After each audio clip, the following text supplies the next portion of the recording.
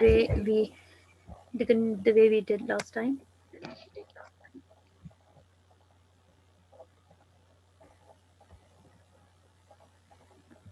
So I'll take religious connotations on one hand side. On the other hand side, I'll take the political connotations of the same thing.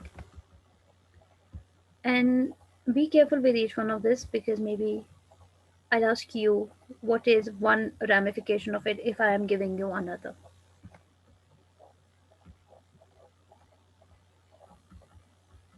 Note the word ramification. Check the meaning out on your own. Use the word in more than three sentences so that it adds to your vocabulary. So let's begin. The first one is by right of war, what ere his business be, here in the heart of hell to work in fire, or do his errands in the gloomy deep. What can in that it then avail, though yet we feel strength undiminished or eternal being, to undergo eternal punishment? So he is talking about by the right of the war that we waged a war. Eh, What ere his business be, whatever his business be, here in the heart of hell, to work in fire, or do his errands in the gloomy deep, what can in that it then avail, though yet we feel strength undiminished or eternal being, to undergo eternal punishment? Even though it has done nothing, it did not lead to the diminishing strength of ours. Our strength did not diminish. But tell me, the presence of his in hell, because he works here. We see that our presence physically, we are here in the hell, but he did not let our strength die. He did not let our hope go. Even in the fire, he is working. Even in this deep, gloomy deep, it's his errands that are working. That he did not want our strength to go. He did not want our hope to diminish or extinguish. He let the fire inside us not to be extinguished. He let that fire to be a flame. So the connotations of hell and fire is the hell is the condition they are living in. Hell, as in the space they occupy, it's hell for them. And secondly, the condition they are living in, the fire outside and the fire within. Condition or state of being. Fire can also be read as ire, which means anger. So if he did not let that fire to extinguish, means he has some purpose. That eternal being or eternal being to undergo eternal punishment, what can it then avail? What will we win if it was his will that we should undergo eternal punishment? We should feel the fire that we can still wage a war against him. To undergo eternal punishment, a punishment forever that will have no end. Whereto with speedy words the arch fiend replied. After Beelzebub concluded his question here, what purpose is it for? What can it then avail? What's the purpose of it? What can it then avail? What's the purpose of all of it? Whereto with speedy words, after hearing this, Satan comes in very quickly, with speedy words, quickly. The arch fiend replied. Fiend means enemy. He replied, fallen cherub, to be weak is miserable, doing or suffering, but of this be sure, to do aught good never will be our task, but ever to do ill, our sole delight, as being the contrary to his high will, whom we resist. Fallen cherub. I told you yesterday, cherub is the second category. Fallen cherub, he refers to Beelzebub as a cherub now. Fallen cherub, to be weak is miserable. To be weak is miserable, doing or suffering. You don't have to feel weak about it. If you feel the suffering in yourself, that's weakness. That's a weakness. But be sure of this, whatever our condition be, though we are in a miserable condition, but even in this suffering, we have to continue to be sure about this. To do art good never will be our task. Again, I told you this is the Latinate version of English. Our purpose will never be to do a good thing, to do a good deed, is the meaning of the line. Now read it again. I say the meaning again. The meaning is that we will never do good. To do a good task will never be our purpose. But see the structure of the sentence. To do aught good never will be our task. So let's rearrange the sentence. What should it be actually like? Our task, I'll write this with a different ink. This is what I'm doing. I'm converting this Latinate into English. Okay. So I write our task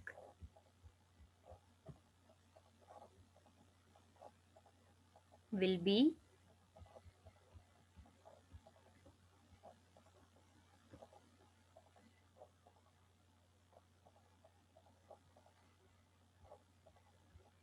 never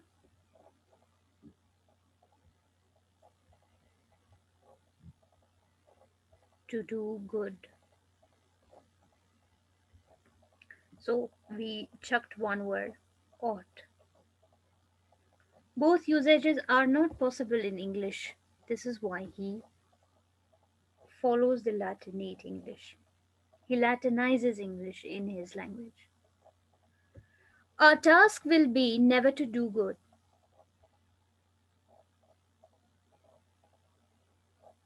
We can either use will be or we could use ought. But look at the style of Milton. Style of Milton is that he can merge the usage of both will be and ought only by making use of a Latinized version of English. So we read again, but fallen cherub, to be weak is miserable, doing or suffering. But of this be sure, to do aught good never will be our task, but ever to do ill our sole delight. Our soul means only, our only delight, our only happiness will be in, our only pleasure will be ever to do ill. Ever to do ill will be our task.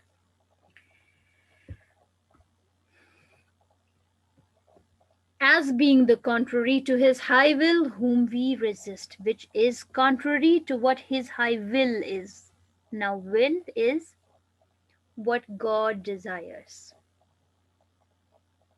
So, what kind of a foolish idea is it of Satan that God wills them to do good as being the contrary to his high will, whom we resist? After they have been sent down um, from the heaven to the hell, now Satan thinks that he has been sent for the purpose of repentance, that he will come back to God saying he's sorry and he should not have led a war like that. And this is his high will. He still keeps on using these adjectives like high. Whenever I am highlighting an adjective, I'll write A on it. Uh, uh, why do I mention these use of adjectives? Because it also follows into the style of Miltonic writing. Milton, you will find that it's not that every writer that you read, every poet that you read follows a similar style or makes excessive use of adjectives. But in Milton, you do find excessive use of adjectives. See here. Um, To do aught good never will be our task, but ever to do ill our sole delight, as being the contrary to his high will, whom we resist, which is the contrary of what God desires of. What has Beelzebub been telling him? He is making more sense that if he wished, he could have killed even that strength, even that hope in us, but he left that in us. Does God actually wish that Satan should come back? Or is it his great plan that he will keep on doing wrong, keep on doing ill, and try to pull humans towards misdeeds? And that's where he will try humans with their free will. The concept of free will is there in Christianity, in all, basically in all Abrahamic religions. We believe that God has given us free will. A lot is discussed about free will. Are we actually given free will? If everything is written, already written, if things are predestined, then how come we have free will? Who has written the essay Predestination and Free Will?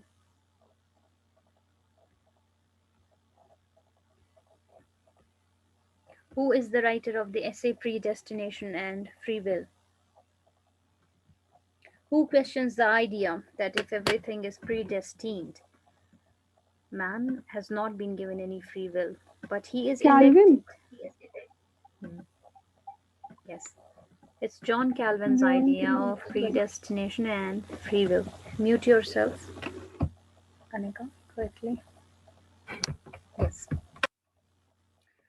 This is John Calvin's idea, and he writes in Predestination and Free Will in his essay Predestination and Free Will. He talks about free will not being actually a free will for humans, but everything is destined. A man is on his birth chosen to be a good man or chosen to be bad. Either he is an elect who has been chosen to be good, or he is a reprobate chosen to be bad. So then he answers, how will a person get to know if he is an elect or a reprobate? He says, only by means of one's deeds does a person recognize if he is elect or a reprobate. Therefore, everyone should try and indulge in good deeds, and this is the only free will you have.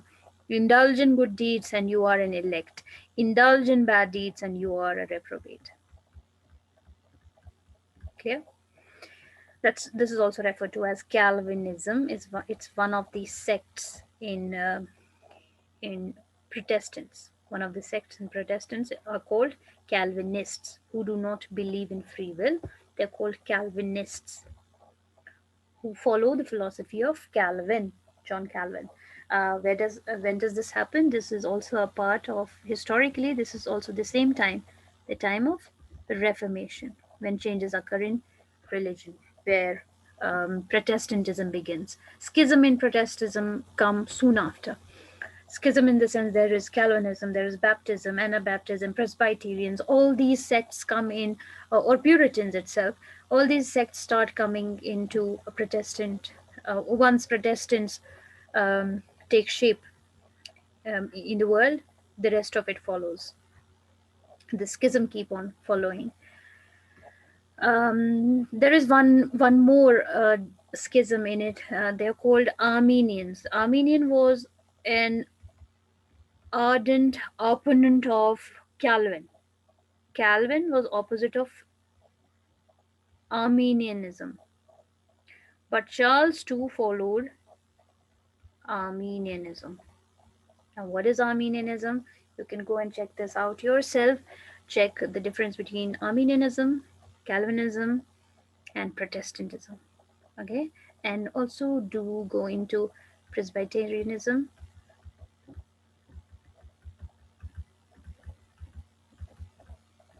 and Anabaptists and Baptists.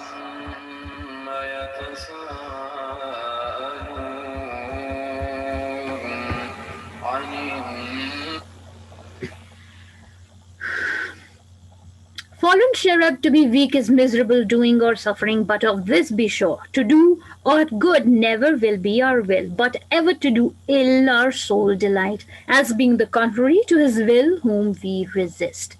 If then his providence out of our evil seek to bring forth good, our labor must be to pervert that end, and out of good still to find means of evil, which oft times may succeed so as perhaps shall grieve him, if I fail not, and disturb his inmost counsels from their destined aim. So, do you see what he is going to do next? His purpose is that even if he may seek that in our evil deeds, he wants to bring forth the good, for example, in man. Out of the evil of Satan, he wants to bring forth the good in man. Also, pay attention to the word providence. Providence is same as predestination. Providence means what is written in your fortune.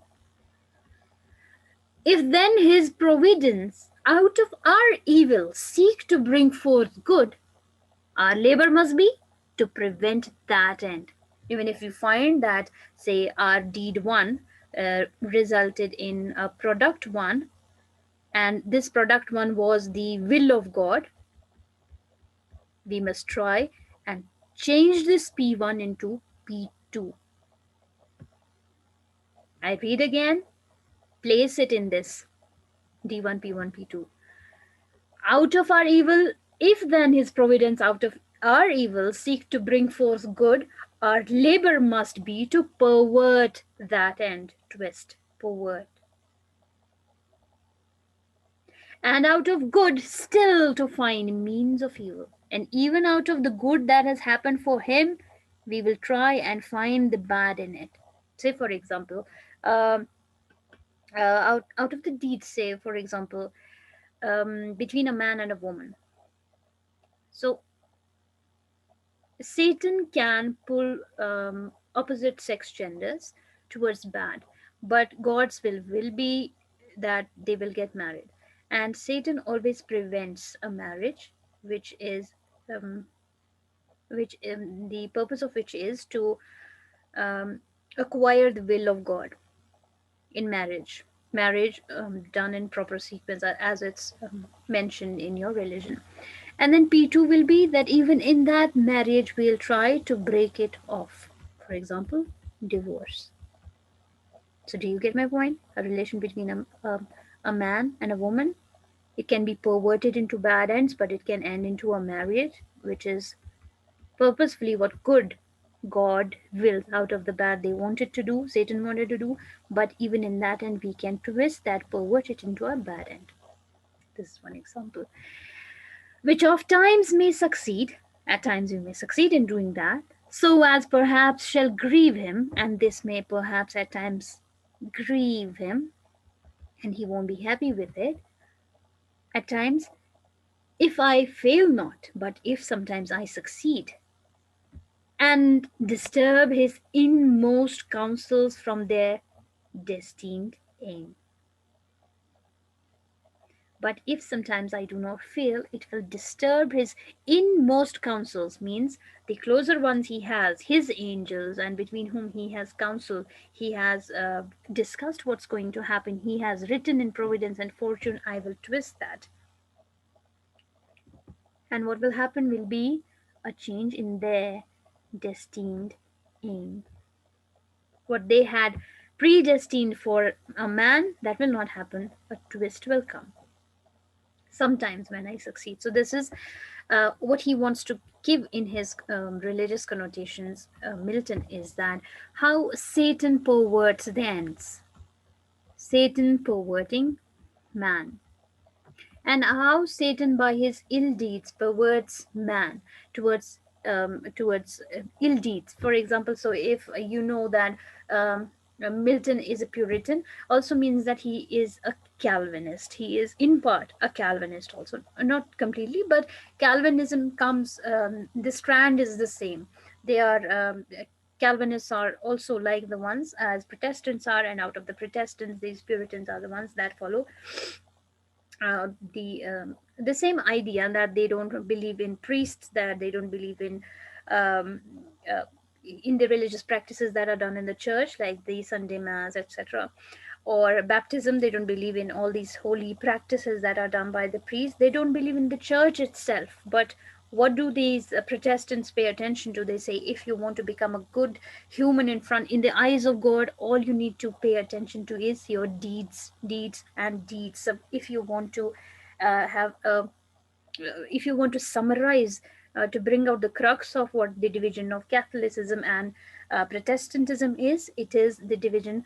Catholicism is too much based on uh, religious practices in the sense as they have now become a tradition, like going to the church on Sundays, or uh, baptism of a child, etc. They don't believe this, and also priest is required for you to communicate with God. Whereas Protestants say that all this is not required, but this is all a creation of these priests and kings together. We only need to focus on our deeds and win God's will. Now, within this doing of the deeds, there are differentiation between what how Calvin sees it, how um, Armenian philosophy sees it, and the Presbyterians see it. Okay, there are little differences between this. So, say he believes in Calvin, um, but Charles too believes in Armenianism.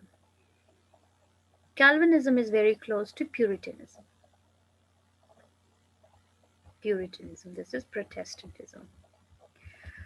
So here, if he is saying that Satan is perverting the deeds, he also means the political happenings of the time are a perversion, because the purity is in Puritanism, and all the rest is impurity. And our will must be to pervert that end, and out of good still to find means of evil, which of time may succeed, so as perhaps shall grieve him, if I fail not, and disturb his inmost counsels from their destined aim. But see, the angry victor hath recalled his ministers of vengeance, and pursued back to the gates of heaven. But see, the angry victor hath recalled.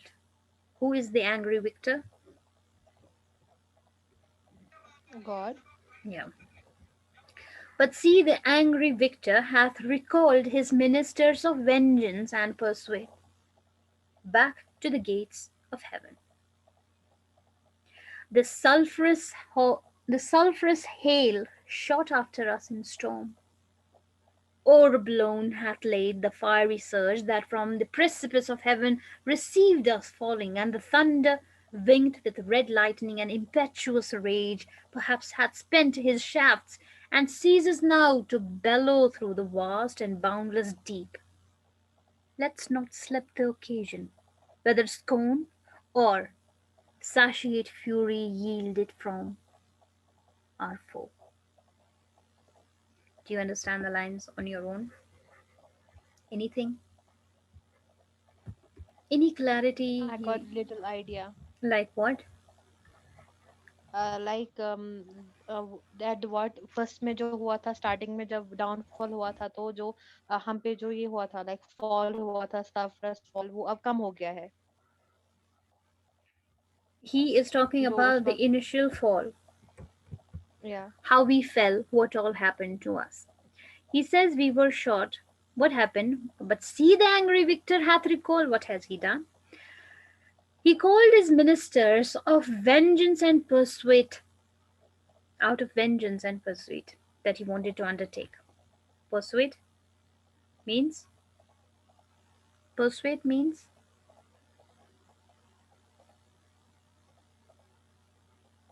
come on.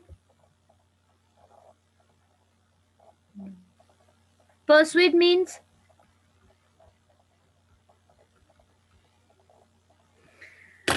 you all have seen the movie Pursuit of Happiness. What does that mean? What does pursue that mean? करना कुछ, pursue करना What कुछ. does that mean? Pursue karna. Pursue um to gain Yeah, that pursue. yeah. Ministers of vengeance, one, they wanted to take vengeance out of us, out of Satan, and they pursued in the same aim. So he called them all back to the gates of heaven. And what did he do? After that, the sulfurous hail. You will be given certain atmospheric conditions that you are familiar with on Earth. Hail. Are you familiar with hail on Earth? Yes, Hail. ma'am. Yes.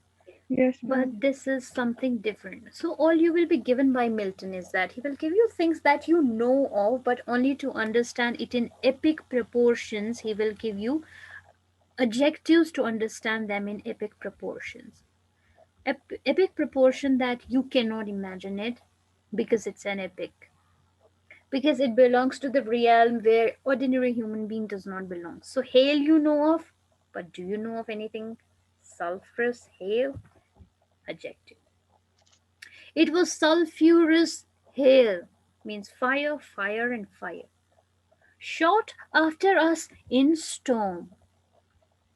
You know of storm, right? But you don't know of sulphurous hail coming in storm.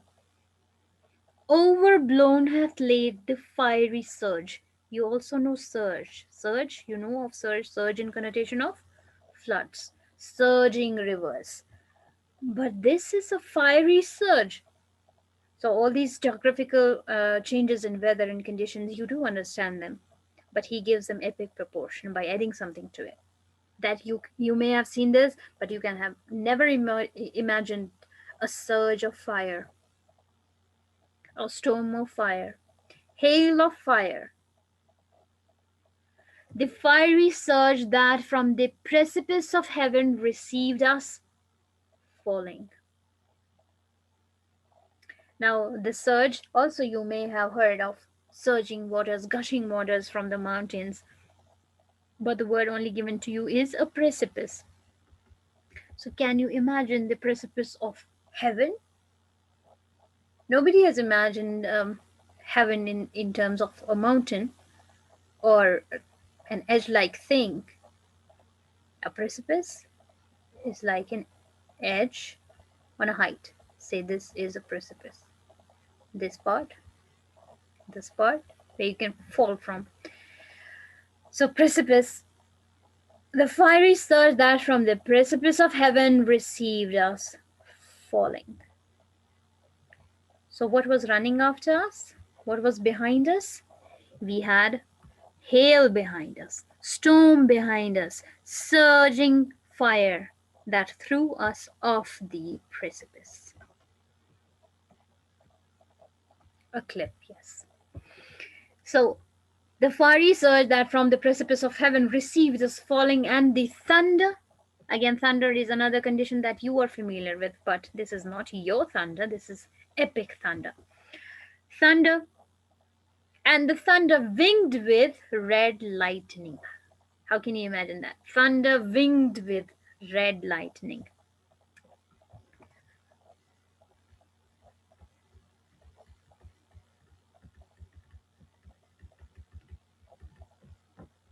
So it's not just that that he is saying that we were followed by fire simply. It wasn't just fire that followed us. It was much more than that. Just calling it fire will not suffice. So that's why he makes use of this poetic language, which can help you much better analyze and understand what he wants to say. And this is what makes him Milton. This is what makes him a poet, and not you and me.